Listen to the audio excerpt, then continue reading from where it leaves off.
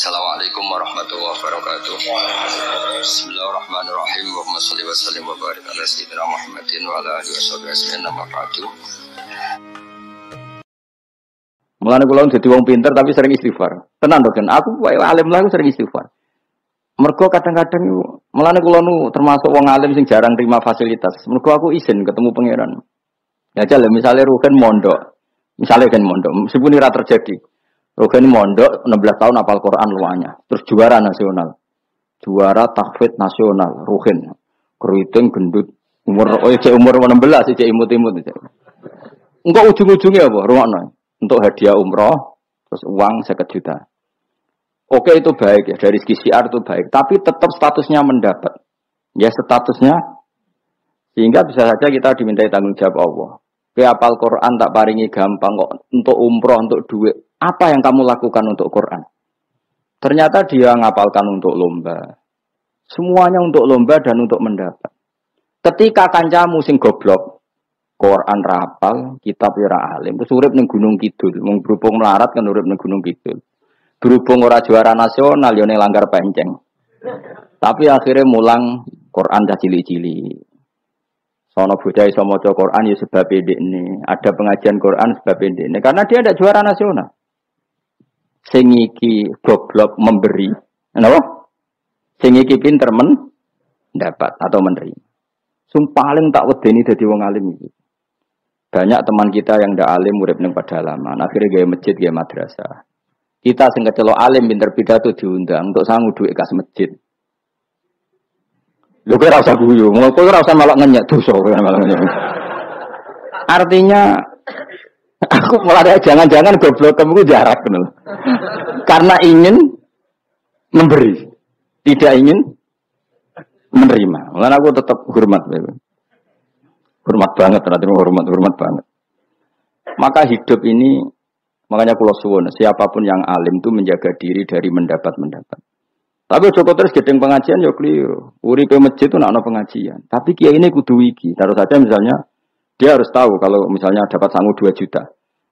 Harus langsung dizakati. Ora usah ngenteni setahun. Karena potensinya uang ini satu, kalau ilmunya dia manfaat, mungkin seimbang ilmu manfaat untuk 2 juta. Tapi kalau ilmunya enggak manfaat, dia harus zakati. Ya zakati apa saja. Lagi masjid juga 2 juta duit cemen. Dikekno masjid sing lebih enggak urip atau dikekno pondok. Ya paling penting dizakati. Gue pribadi ya sak kadare, gue anak bojone sak kadare. Sehingga ulama dulu kalau zakat itu ada yang sampai 50%, ada yang sampai 2/3%. Makanya Saiban Ar-Ra'i ketika ditanya, zakat menurut kamu berapa? Saiban Ar-Ra'i, ya zakatnya wong khawas ta wong am? Wong khawas. Ya wong khawas iso 100%, iso 50%, iso 80%. Karena tadi dia takut hisab. Umpama aku kenal sampean ngene iki kok ora krana ngaji Jalalain wedi hisab. Karena kalau kenal ndak di luar ngaji paling ya misalnya aku di daerah santri nggak di luar ngaji. Paling kon mijeti, kon gowo tase. Ya sudah seperti itu, reputasinya semuanya khazun nafsi. Tapi kalau kenal seperti ini kenangannya kan saya ngajar Jalalain. Kowe mulang belajar. Semuanya tentang Quran, semuanya tentang ilmunya Allah Ta'ala. Sehingga sebaiknya kita ya kenal hanya gini-gini saja, ora usah akrab teman-teman. Mari ruwet. Jadi ulama dulu itu sampai seperti masyhur itu Dawi Imam Syafi'i. Itu sampai tak figura. Wadittu annal khalqa ta'allamu hadzal ilma wa ma nusiba ilayya syai'un minhu. Sebagian riwayat harfun minhu. Saya suka kalau semua orang belajar ilmu saya. Maksudnya ilmunya beliau tentang fikih. Tapi tidak satu pun dari ilmu itu dinisbatkan ke saya. Jadi intinya Imam Syafi'i ingin orang itu belajar halal haram, belajar caranya haid gimana, bahas toko haid itu piye, nak tolak piye, iddah piye. Kemudian enggak perlu kenal saya kata Imam Syafi'i. Karena dia yang diinginkan adalah semebare ilmunya Allah Subhanahu wa ta'ala.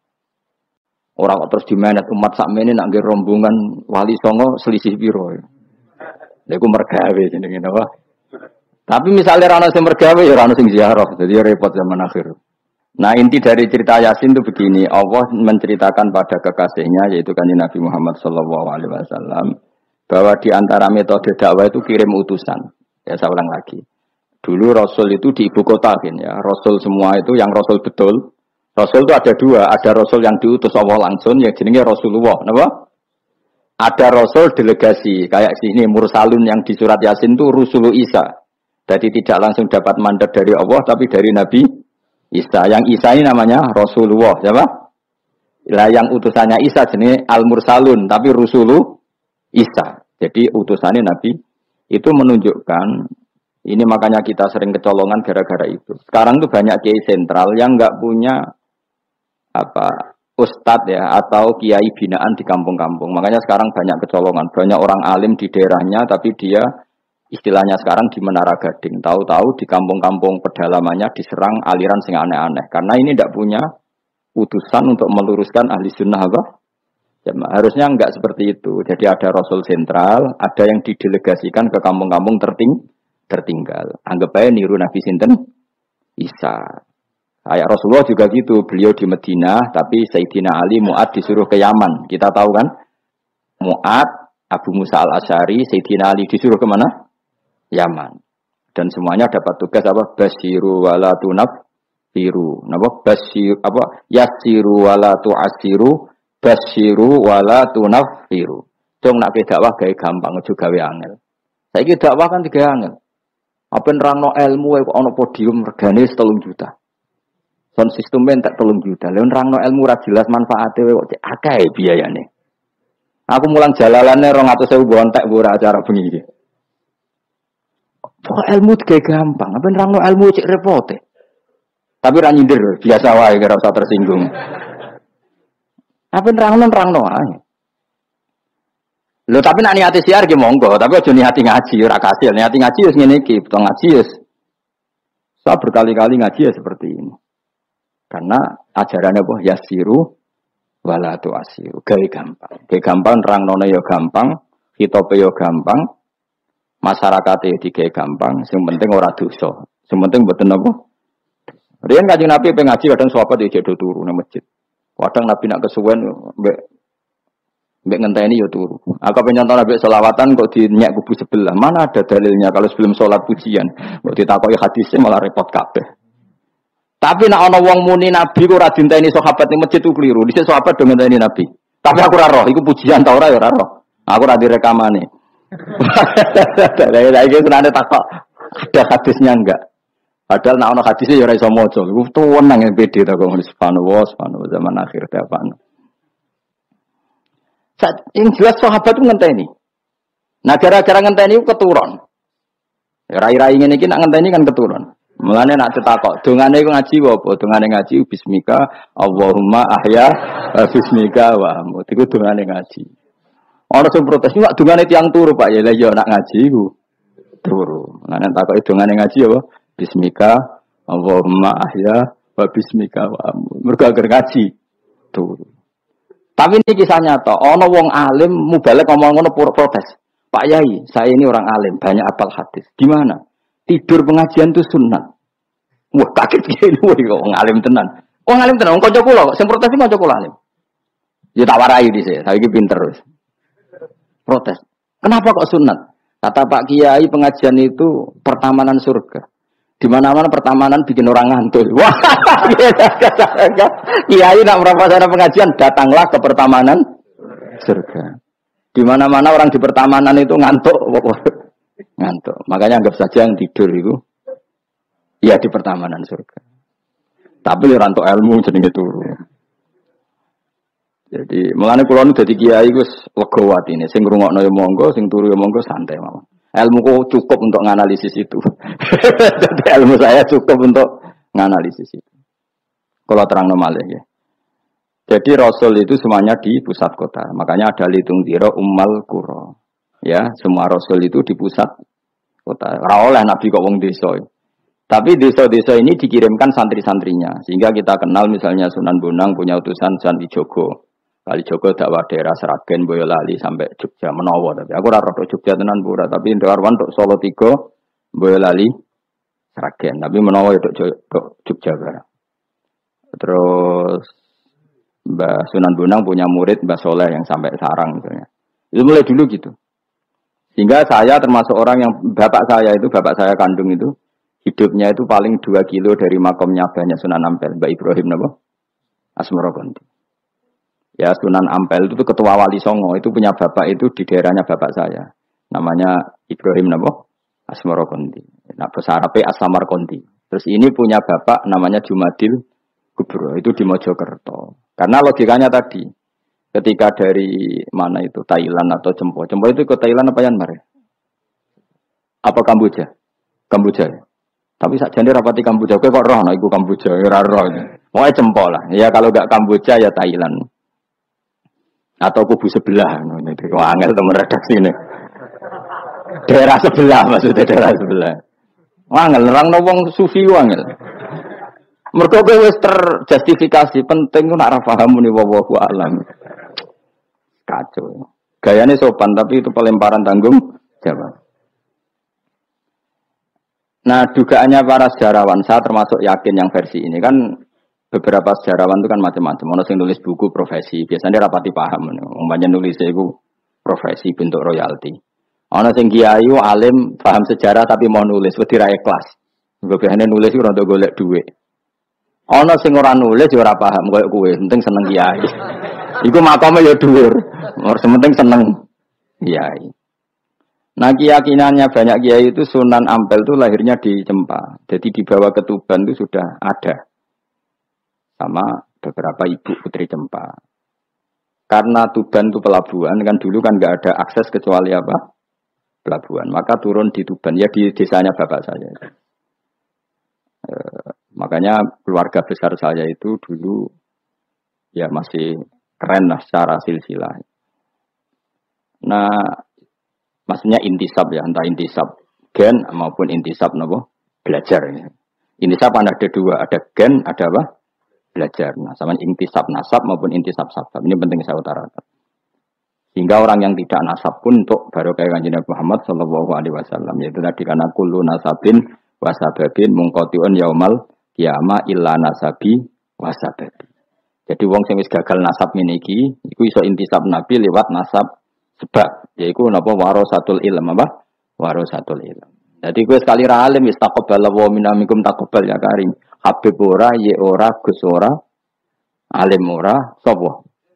Muhibbin, pecinta, penggemar. Kayak slangnya itu kayak ana penggemar itu. Nah karena bapaknya Ibrahim Asmarokondi itu wali itu kan ya orang alim. Makanya dia ke Mojokerto. Karena tradisinya wali itu ngikuti Nabi, syaratnya Nabi dakwah itu di pusat kota. Zaman itu pusat kota Nusantara kan Mojokerto, karena di situ ada apa? Majapahit. Jadi secara logika masuk akal kalau Mbah Jumadil Kubro itu makomnya di Mojokerto karena untuk mencari pusat kota. Paham ya? Jadi ini saya setuju dengan versi itu karena coro hitungan-hitungan alim itu masuk akal. Paham napa? Singgah di Tuban karena pelabuhan, milih Mojokerto karena pusat kota. Karena semua nabi itu litung ziro ummal qura wa man haula. Nah, kemudian para nabi ini karena sentral di daerahnya, beliau untuk ke pelosok-pelosok kirim utusan. Itu disebut arsalna ilaihimus. Nah, utusan minimal 2 karena biar ada temannya. Ono konco ngrumpi, konco rembukan. Nah, dhewean kan repot. Nah, 2 ini kemudian ditambahkan 1. Fa'azzasna bisali. Terus sunnah keempat, biasanya dalam proses dakwah itu dibenci banyak masyarakat. Kemudian Allah selalu bikin 1-2 orang yang mau iman dari kampung situ. Ya, dalam konteks ini Habib An-Nat disebut wajah min aqsal madinati rajulu yas'a. Jadi polanya Allah ini akan terulang terus. Kalau kamu di dakwah di desa binaan maka yang nolak banyak, tapi selalu ada 1-2 yang menerima kamu. Nah ini yang awal 1-2 menerima kamu, insya Allah awal dari kebaikan segalanya. Asal kamu sabar. Dan itu harus dilatih. Dimulainya dari mana? Ya dakwah ilallah walillah. Tapi kalau motifnya sudah uang, akhirnya kita repot. Daerah ini prospek karena ngerti HE kiai. Daerah iki ora prospek ora roh HE.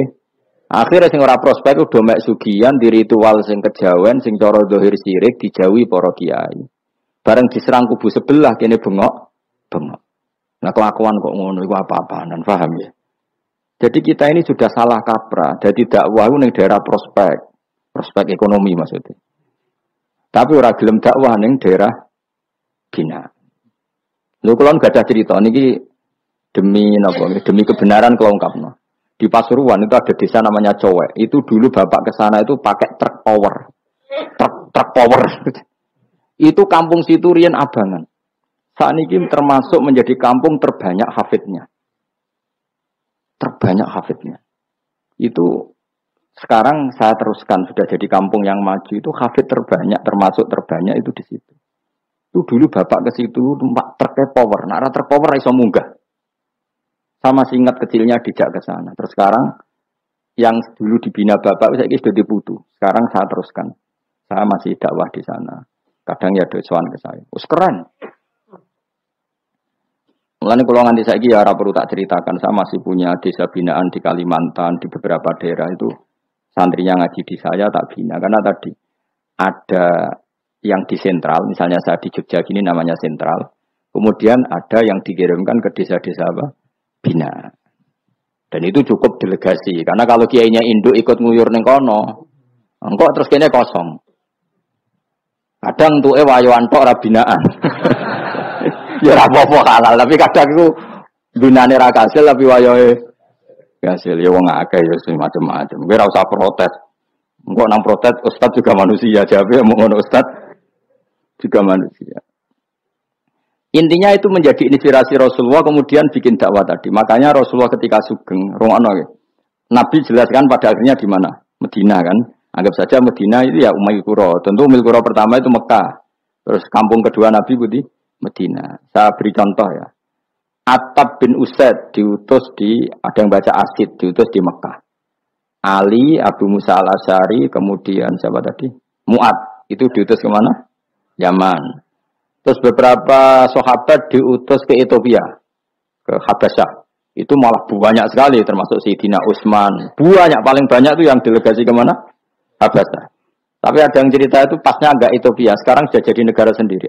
Eritrea atau apa namanya. Tapi ya masih wilayah apa? Ethiopia. Sekarang ada kampung yang jan dulu sahabat di situ. Namanya, kalau nggak salah Eritrea. Tapi ya daerahnya mana? Ethiopia. Terus ada beberapa sahabat yang zaman itu sudah ke Syam, Syria, ke pokoknya Syam, bisa Syria, Libanon, Jordan, Palestina.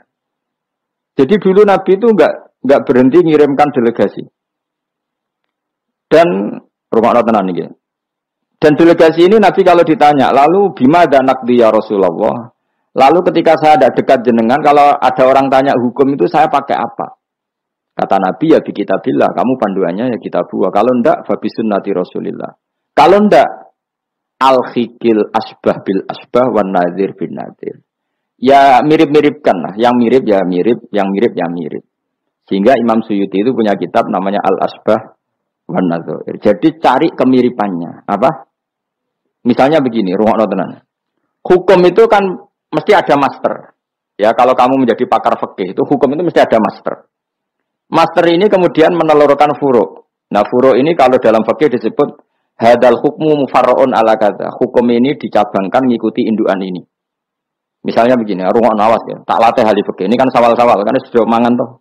Nah wingi Ramadan goblok kan alasannya ramangan.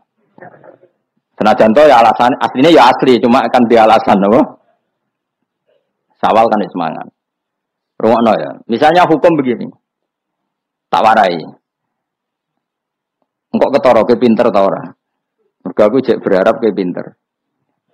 Ana wong iku njimak bojone ning wulan Ramadan, rino. Napa? Rino. Hukume piye? Njimak bojo ning Ramadan hukume batal ora? Batal. Pinter senodok pinter separo lah. Kemudian njimak bojo ning wulan Ramadan itu hukumannya berat. Yaitu kafaronya selain qada harus merdekakan budak atau puasa 2 bulan berturut-turut. Kalau ndak memberi makan orang 60 orang miskin, satu miskin untuk orang satu mud. Pokoknya berat hukumannya. Disebut tidak kubro. Rungokno. Lalu menurut Imam Syafi'i, pelanggaran dengan sanksi seberat itu adalah hanya untuk jima. Sehingga kalau kamu batal lewat makan, ya tidak kena hukuman seberat itu karena makan tidak jima, jima ya tidak makan. Cara cangkem elek wis suwe bah nanti mak ra makan, makan ra jima. Cara cangkem elek ya.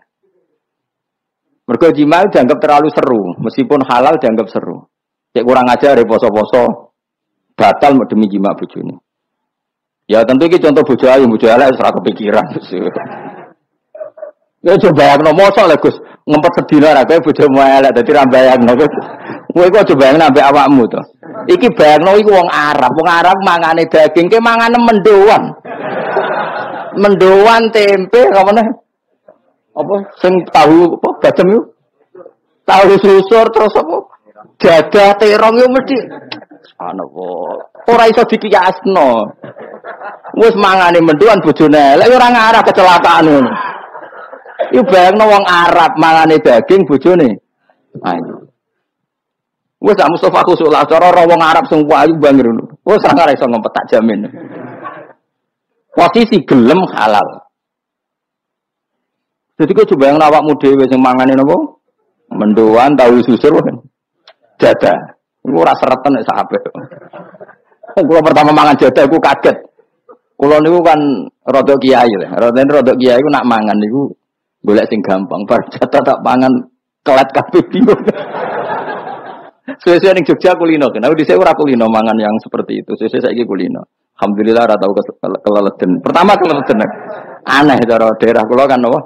Aneh. Pomene jenenge jadah kok elek. Ya rata maknane jadah. Jenenge tok sing elek, rasane enak. Maksudnya jadah ketan sing enak ora mbok terusno. Urus musuh zaman hoax kan bahaya nek gak diterangno detail. Rungokno tenan iki tak latih alim ya, mergo ilmu barokah. Kula untuk barokah ulama-ulama sing mun kabundut maupun sing ijek sugeng. Kemana? Sehingga cara Imam Syafi'i ya jima itu tidak makan itu tidak jima. Oke, kita setuju. Karena jima itu dianggap terlalu serem. Napa? Ya serem tuh misalnya ngene, kowe bertamu gone rugen, terus mangan segone kan normal, terus pamit. Kan nyelek kamar aku jima bojoku. Kurang ajar ta, tamu ngene kurang ajar ta. Ya kurang ajar. Tapi cara pikiran Imam Malik, ini mazhab Maliki. Kenapa hukumannya seberat itu? Kenapa hukumannya seberat itu? Karena hadku hurmati Ramadan min ghairi udhrin syar'iyyin. Melecehkan Ramadan, tidak menghormati harkat Ramadan dengan tanpa udzur yang syar'i. Sehingga kalau kamu makan mie atau makan sate atau makan jadah tanpa udzur syar'i, tanpa sakit, maka hukumannya sama. Karena dianggap melecehkan Ramadan tanpa udzur syar'i. Imam Malik cara berpikir, memangnya jima bojo statusnya haram kan tidak zina. Jima bojo status halal apa haram? Halal, bedanya apa dengan makan? Jima lebih mangan bedanya apa dalam hukum halalnya? Sama kan? Kenapa hukumannya berat padahal jima itu halal? Karena hadku hurmati Ramadan min ghairi udzrin syar'iyyin, merusak kehormatan Ramadan tanpa udzur syarak sehingga dihukum seberat itu. Kalau gitu tidak harus jima, makan ya sama, rokokan ya sama, apa saja sama. Paham ya? Ya sudah seperti itu, namanya al-hikin nazir bin nazir wal asbah bil asbah. Maka menjadi lazim dalam hukum fikih ketika sesuatu disebut itu mewakili yang lain. Yang semakna, disebut kias. Saiki wong malah gergakno sunah Nabi keliru. Sunahnya mana? Sunah mbahmu. Zaman Nabi Sugeng wis ana kias. Justru Nabi menyuruh kita pakai kias karena sunnah itu tidak cukup. Kenapa tidak cukup? Karena Nabi yang pernah dilakukan Nabi tentu jumlahnya terbatas. Mau tidak mau dalam hukum terkini kita pakai kias. Saya sidik orang oleh kias kudu sunnah. Maka untuk melawan seperti itu saya kudu cangkem elek gerem. Tapi cangkem elek kerape ulama kok cangkem elek. Malah tak wakil lo kuwe sing wis pantes cangkem elek. Kok di murid cangkem elek kan? Ya kok kowe ngono maksudnya ditakoki. Gimana hukumnya salaman setelah sholat? Oh enggak ada tuntunannya, bid'ah. Jare sing sitok kubu sebelah mau carane. Jare sing santriku ya rada kurang ajar kok kowe ini. Jare santriku, ya ndak usah dihukumi bid'ah, biasa saja. Mana ada di fikih hukum biasa saja? Ya pokoknya biasa saja. Alasannya apa? Kamu setelah sholat ke kamar mandi boleh enggak? Boleh. Kamu setelah sholat kencing boleh enggak? Boleh. Ke kamar mandi kencing boleh. Lalu nyalakan HP boleh. Nah kenapa kalau salaman tidak boleh? Bedanya apa dengan nyalakan HP? Waduh cangkem elek. Iya cerita cangkem elek. Maksudnya itu akhirnya satu-satu yo satu-satu. Lah kula sebagai kecelok wong alim do takok aku, dua-duanya takok. Cara jenengan sepundi? Padha nganggure ya meneh ngono. Lah kok saged Gus ning dinggon argumentasi hukum kok ketemu pangeran debat ben pangeran sing mutusno. Karena niku sepodo lucune. Padha lucune lha wong padha nganggure debat ngono lha opo? Nek kowe wong parek pangeran, bar salat ben nguyu ya nguyu, timbang nguyu ning masjid. Sing kepengin salaman nggih monggo salaman. Ora mbek wong ayu mbek Rugen Mustofa ndak habis sahabat nang padha. Ya monggo. Sapi jagungan nggih monggo, wis biasa wae. Sementing nak bar salat bar salam wis aja salat meneh, engko salat bak dia. Jadi dulu Nabi malah nak bar salat mesti omong-omongan. Mergo kesunatane memisah salat fardu dan salat sunat. Maka lakukan sesuatu. Di antaranya merubah tempat duduk atau ngendikan. Jadi dulu itu enggak terikat. Ayo, menurutku jenenge kias. Kalau kamu bersolat, boleh enggak kamu setelah sholat nyalakan HP? Ya boleh. Boleh enggak setelah sholat nge-SMS orang? Ya boleh. Kok enggak dihukumi bid'ah? Kenapa salaman tok yang tersangka? Nah itu kias. Tapi kalau terus mendingin, berhubung sama-sama enggak ada dalilnya, milih yang enggak salaman. Tepaan pinggirnya kira cocok. Ya, tapi ada ngono jujur. Yang ini enak cocok salaman, ala cocok ora usah. Malah angel meneh kan hukum ngono kan. Tapi susahnya apa sih kita tidak ngomong seperti itu? Sing salaman yo keben, wong ini alam demokrasi. Sing ra salaman yo keben ya biasa wae. Wong bar salat itu perintah pangeran eling pangeran. Ya sudah. Ana sing eling pangeran lewat salaman, ketemu wong mukmin. Ana sing carane eling pangeran nduwi lu terus ngaca tasbih. Ana sing nganggo tasbih bid'ah, nganggo drijine. Ya monggo sementing aja misoi wong. Susah ya apa sih? Waras sidik maksudnya ilmiah sidik. Nah sekarang saya tak bedai, saya ini mazhab Maliki apa Hambali, apa Syafi'i, mau udah bedean mau udah. Maka terus diputuskan kalau nggak ada sunnah Rasul maka al-hikin nazir bin nazir, hukum sing mirip-mirip. Sekarang begini misalnya contohnya, saya berkali-kali cerita, ini anekdot tapi nyata. Ada seorang alumni penggaweane nabok ibu Juni, nabok itu kan dengan tangan, nabok dalam bahasa Jawa dengan tangan kan. Bareng dia ini dilapuri, karena kan jogeman nabok ibu Jumu. Gang Rongulan bojone Ruhen lapor aku, Gus sakniki mboten naboki, nyadui. Bareng Ruhen tak coba, "Hen, kok sik nyadui piye?" Jare sing haram naboki, Gus. Sakniki tak leh nyadui. Terus aku mending ngene, "Ya aja nyadui." Gang Rongulan bojone lapor, sakniki ngidoni. Hanya karena terjebak tekstual, apa? Tekstual. Berhubung naboki tidak nyadui, kalau naboki haram nyadui ra mesti haram, itu terjebak apa? Tekstual. Coba kalau dia waras sedikit, makna haram naboki itu menyakiti. Saya ulang lagi, makna haram naboki itu maka nyadui juga sama, ngidoni juga sama, ngember nganti utang-utang tonggo yo sama, karena itu sakit loh perempuan utang-utang. Pemilih di cerdas ngono. Terus buat takoi, sunnah rasulnya mana? Bar saya. Ya malah nak pangeran ngendikan ning wong tua mau fala taqul lahuma uffin. Jangan katakan hus, terus dia mendingin, jancuk bapak. Loh, kok muni jancuk? Kan tidak uffin. Waras ora wong sing muni ngono. Kuwi sing muni ora lah. Maka sebetulnya zaman Nabi itu sudah ngendikan al-hikin nazir benar. Sehingga kalau orang tua haram dikatakan hus, maknanya haram bisa gitu. Yang maknanya sejenis maka sama. Jadi mulai dulu kias itu ada. Meskipun ya tentu jangan kebablasan. Meskipun yang tanpa ilmu itu kias yang kebablasan. Maka ini penting sekali ngaji. Nah, para delegasinya Rasulullah dulu dibekali gitu. Sayyidina Ali ditanya. Terus kaidahnya yasiru walatu asiru basiru walatu nafiru. Bikin mudah, bikin ceria, jangan bikin susah. Bikin gembira, jangan bikin susah. Mulane kalau ngaji seneng guyon. Perkara ini kowe wis sumpek ning omah, rai-raimu wis rai sumpek. Lah wis sumpek ning nggon ngaji, disumpekno pisan. Kan sumpek double. Stres malah ngel-ngel wong. Jadi tidak guyon nae ben rileks, lali utang sejenak, no.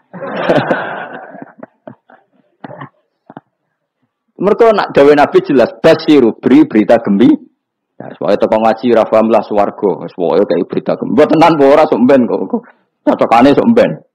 Ya agak-agak tenan aku ikhlas ya tenan. Mulane cara kiai-kiai kuno nak ngakali. Yo kowe ngaji mbek aku mesti swarga asal ikhlas. Ana tambahane ana asal ikhlas wae. Jadi saya ulang lagi ya, kias itu nggak bisa dihindari karena yang dialami Nabi itu hanya jumlahnya terbatas. Lalu sahabat tahu ini hukum ini ikut partai ini partai ini. Tahu karena al-hikin nazir bin nazir wal albah bil asbah. Nah, ini Imam Suyuti ngarang kitab al-asbah wan nazair. Jadi cari mirip-miripnya. Misalnya gini, tak beri contoh. Aku sholat kan ya, Allahu Akbar. Kemudian ada setengah upo, bukan sampai satu, titik, cilik terus kelek. Itu kecelok makan apa kecelok keuntal? Loh, cilik kelek. Kecelok makan apa kecelok keuntal? Keuntal. Maka potensi tidak batal itu tinggi. Tapi nak upo sitok ning tangan mbok jupo. Wis sholat maksudnya, terus mbok lebokno. Iku keuntal apa mangan? Mangan. Jadi akhirnya kita bedakan mana yang amdan, mana yang sahwan. Sehingga yang amdan meskipun kecil, hukumnya makan. Kalau makan berarti membatalkan sholat. Tapi ning bab tamu, sholat itu batal dengan makan. Tapi ning bab tamu, dong tamune kayak no mangan. Tamune kasih makan. Terus bukai uposito. Ini di bab sholat sudah makan namanya.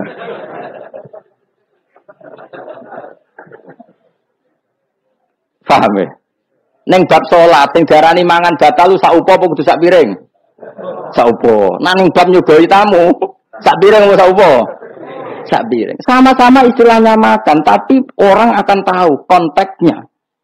Makanya dibutuhkan kontekstualis muktadul hal, bukan sekedar tekstual. Nah sekarang orang malah mau didorong supaya terlalu tekstual, ya tidak bisa. Tapi ngajak goblok bareng loh. Lah nak nuruti bid'ah kowe ngaji bid'ah mana ada Nabi wa tafsir Jalalain. Wong Jalalain ora ngono. HP Nabi ora tau nganggo HP. Pemene WA nang tambah ora tau. Partai, zaman Nabi apa ono partai ngene. Sesuai tak takoki. Lha kowe salat kok ning Indonesia, Nabi ora tau lho salat ning Indonesia.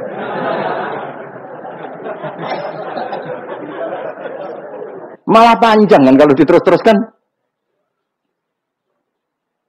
Maka kita hanya ngambil Nabi ku sholat itu sujud ning Allah Subhanahu. Maka yang penting itu sujud. Nabi ketika sujud itu baduke sak ngisore aliyah, sak ngisore bokong. Maka syarat saya sujud itu dari ulama-ulama bokonge kudu sak ndhuure badu. Oke. Tapi tentu itu contoh kondisi normal. Lah saiki misalnya ana wong sujud delalah nggone ndas iku tingkat. Tetep sah ta ora? Kayak sujud ning gone daerah-daerah sing kayak ning Arab lho, nek saya haji sujud ning bokong lho. Ya sudah, jenenge darurat itu tidak kondisi normal, selalu istisna dalam keadaan darurat. Makanya ketika Imam Ghazali sama masih ingat betul. Umumatus syar'i makhsusatun bima naqalahu ulama uddin. Wapalo. Nek ben darani wong alim, utawa ya alim tenan, utawa ibu-ibu pokoke penting ngapalno. Ya umumatus syar'i makhsusatun bima naqalahu ulama uddin. Atau gimana kolah ulamatin samin. Sesuatu yang umum dalam redaksi syariat pasti ada istisna. Yang ulama itu tahu istisna itu pengecualian. Misalnya begini, saya ngomong gini, nyekel bojone wong haram to ora? Jawab ya. Jawab kan, nyekel bojone wong haram to ora? Haram mutlak apa ana pengecualian? Haram mutlak. Kemudian ayo kan tambah haram. Haram. Tapi tetap meskipun itu tidak diungkapkan ulama, semua ulama ngendikan nyekel bojone wong haram, haram besar. Ya selain haram rawan dibaca nak bojone Madura. Ya haram plus rawan dibaca. Tapi misalnya terus berdasar pegangan itu, sono bocah ayu kelintir ning selokan. Terus bebaro. Kok bebaro kan haram Gus. Ya mati lah dul. Meskipun tanpa istisna orang tahu dalam konteks seperti itu pasti istisna. Paham ya? Ad-darurat tubihul, maka harus kamu selamatkan. Lah anak wis selamat kok ijek mbok cekel iki. Iku ngeluai batas itu. Meskipun takbirnya tadi haram memegang perempuan, haram melihat perempuan. Ada aturannya. Maka ulama kemudian membuat beberapa pengecualian. Haram melihat perempuan kecuali untuk kesaksian, untuk mulang, untuk mergawe. Untuk mergawe kalau wong soleh lah nak apik haji, gelem ra gelem ndelok pramugari. Kan kau ana pramugari kok Mustafa jenggoten-jenggoten. Kepengen wong Melayu tapi. Gelem ra gelem kan kedelok pramugari, tapi ya sekadar muamalah. Nah, saya gitu ana cah nom-nom nakal. Gus kula ndelok cah wedok tapi muamalah ngopi. Waduh iku perkara. Sing muamalah ngopi ngene lho, ana kiai saleh lunga maro Jakarta, kepengin ngopi terus mandek, kebetulan bakule ayu, lha iku halal. Mergo niate ngopi kebetulan bakule ayu. Nah kowe kan mbok bidhe mana bakul sing ayu. Terus mbok parani, lha iku beda. Ya, dadi beda wae. Nak kepengin halal yo. Kowe iku maro Jakarta, yo. Gak pilih-pilih kan, terus ngantuk ngopi, kebetulan bakule ayu. Terus ngopi sak kadar, umumnya wong ngopi 10 menit ya tetap 10. Nah itu insyaallah halal. Tapi nak kowe bidik sekian titik.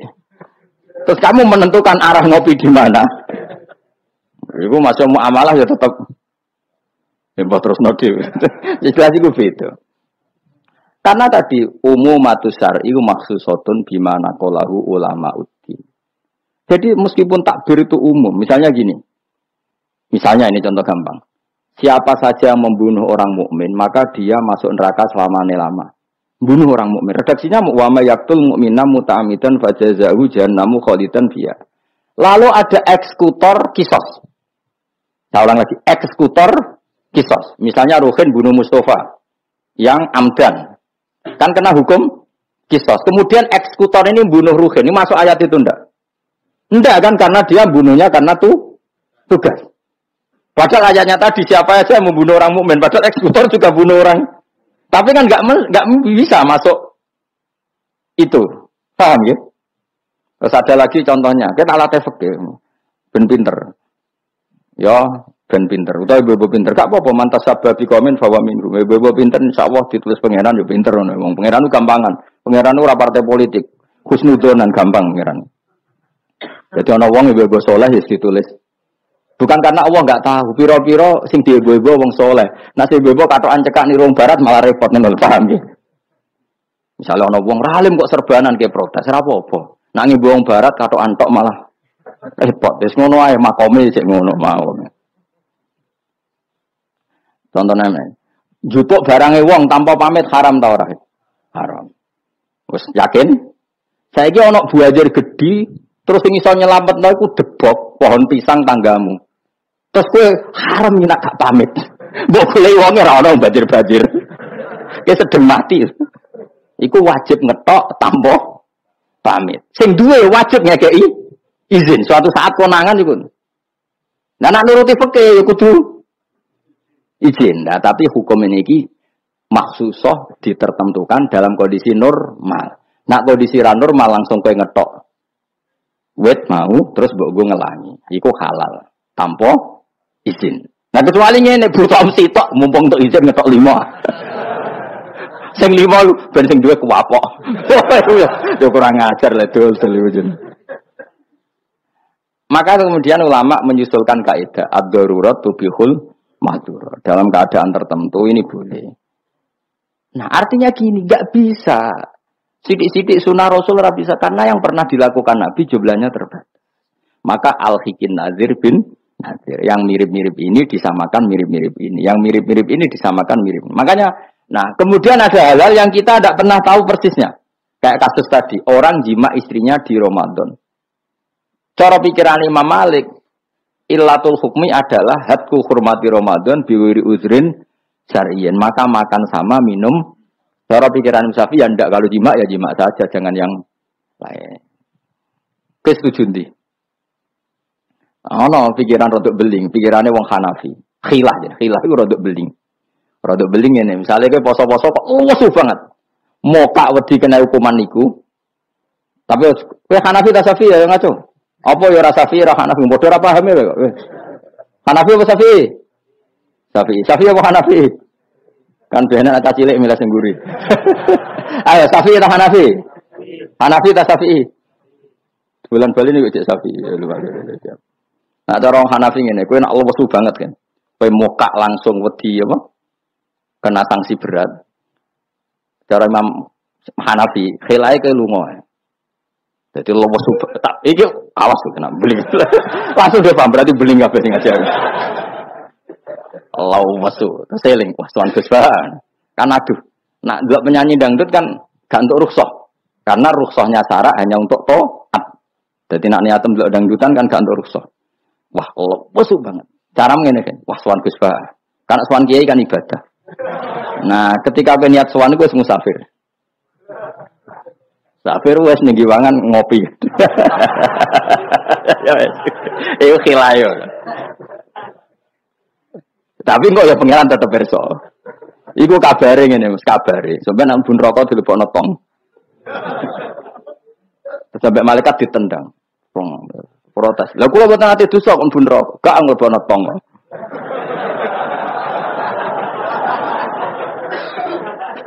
Jadi kok adu khilah-khilan mbek malaikat. Jadi nak sing ra khilah ya tapi ya masuk akal dari Abu Hanifah wis ngene ae nak kepeksane kepeksa ke lesu. Kan sebetulnya syariat itu gampang, nak lesu banget sampai membahayakan fisik. Gak perlu ngolah kan kamu statusnya faman kana minkum maridon awala safar dengan vonis medis bahwa kalau kamu tidak makan pingsan misalnya cukup sudah boleh buka. Paham ya? Syariat itu luas. Makanya saya ulang-ulang lagi, umumatus syar'i maksusotun bimana qalahu ulama uddin. Meskipun nas itu umum, ulama tahu catatan-catatannya, aturan. Jelas ya? Jadi saya mohon sekali, makanya anak kitab namanya Al-Asbah wan Nadhir. Jadi misalnya Nabi melakukan sesuatu, kita cari mirip-miripnya. Jadi misalnya Nabi kirim utusan ke Yaman, berarti Nabi di sentral dakwah, kemudian kirim delegasi ke kampung-kampung tertinggal. Ya kamu jangan harus Yaman. Misalnya di sini bisa Sragen, Boyolali, Jogja, Rembang, apa saja. Tidak harus Yaman. Jadi ngambil sunnahnya bukan Yaman. Aku saiki kok misalnya orang Indonesia kirim utusan yang Yaman, yo kalah alim le dul. Ning kono Sayyid Umar Hafid orang alim-alim apa mbok kirimi utusan. Jare niru Nabi dulu ya dakwahe kirim utusan yang Yaman. Mbahmu ngono karwan Yaman saiki malah gudange ulama. Sayyid Abdul Haddad wong Yaman, Sayyid Umar Hafid wong apa mbok dakwahi kiai pesolatan. Apa mbok ulang primbon. Lah nek nuruti sunah Rasul zaman iku tugase ning ndi? Sembrono. Mesti Yaman zaman iku maknane nyuwun sewu daerah tertinggal zaman Nabi. Lah saiki wis dari pusat Islam. Jadi saiki Yamane digenti koyok moro dakwah ning daerah tertinggal. Ora kok Yaman sing saiki. Lha iku jenenge Al-Hikin Nadir bin Nadir. Kanjeng Nabi dikandani pangeran, ngene lho mat, kena dadi nabi, kowe ning Mekah atau ning Madinah, tapi ada delegasi di beberapa daerah niru peristiwa Nabi Isa. Iku jenenge wadrib lahum matalan ashabal qaryah. Paham ya? Paham wis wae asinan mbek paham. Seneng aku di murid pinter-pinter seneng. Muni paham. Nyenengno guru iku ibadah. Tapi nek kira paham muni paham bodoni iku dosa. Dadi ganjarane sitok nyenengno guru, dosane sitok bodoni. Tapi tetap berarti ke ganjaran iku ditulis 10. Elek ditulis sitok, berarti bati 9. Ya kan al-hasanatu bi asri amsalihah berarti piro? 10. Bodoni ditulis sitok. Berarti cek piro? 9, cek badi lah, cek badi. Niku hadis lho kang kira oleh bantah. Ya, pokoknya agar manja bil hasanati falahu asyru amsalihah. Wa manja bi sayyiati fala yujza illa misal. Iku Qur'ane ngoten. Hadisnya jelas. Nah, apik ditulis pinten? 10. Iku wae 10 minimal kan. Nak tepaan malam apik banget ila sabimi ati difin ila atafin kasira dilipatkan 700 sampai ila atafin apa? Kasira. Mun kula terusno. A'at takhizu ana ta ngalap sapa ingsun. Bil hamzataini tetep gam-gam loro min huma taqaddam. Maksude iso tasil iso tahqiq. Fi angdartahum wa ta atas istifham bi makna nafi kan maknane nafi. Min dunihi saking liyane Allah. Ghairihi tegese liyane Allah. Aku ngalap alihatan. Mosok aku iku mbok kongkon ngangkat alihatan ing pangeran. Asnaman tegese pira-pira pangeran. Sing iyurit nilamun ngersakno ning ingsun sapa Ar-Rahmanu Allah sing Rahman bidurin kelawan bahaya la tuhni mongko ora nyemugeno aning sang ingsun apa syafaatum syafaate asnaf. Masa saya disuruh menyembah berhala yang kalau Allah murka sama saya berhala itu tidak bisa berbuat apa-apa. Karena memang tidak bisa apa apa. Podo-podo nyembah ya zat yang bisa melakukan apa saja, yaitu namung Allah Subhanahu wa taala. Allati kan za'amtumuha kang nyangka sira kabeh ing aliyah mbok sangka sian ing manfaat.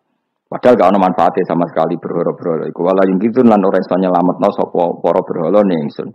Uti wala yung gitu sifatu aliyah disifati lafat aliyah. Ini saat temen ingsun idzan nalikane nyembah berhala. In abad tu tegese lamun nyembah ingsun kaya wa ing liyane Allah. Iku lafi dolalin, iku ing dalam kesesatan mubinin kang jelas bayinin jelas. Kalau saya menyembah selain Allah pasti sesat. Karuan nyembah liyane Allah mesti sesat. Ini saat temen ingsun iki dawuh Habib An-Najjar. Ini saat temen ingsun aman tu iman sapa ingsun biro bikum kelan pangeran sira kabeh.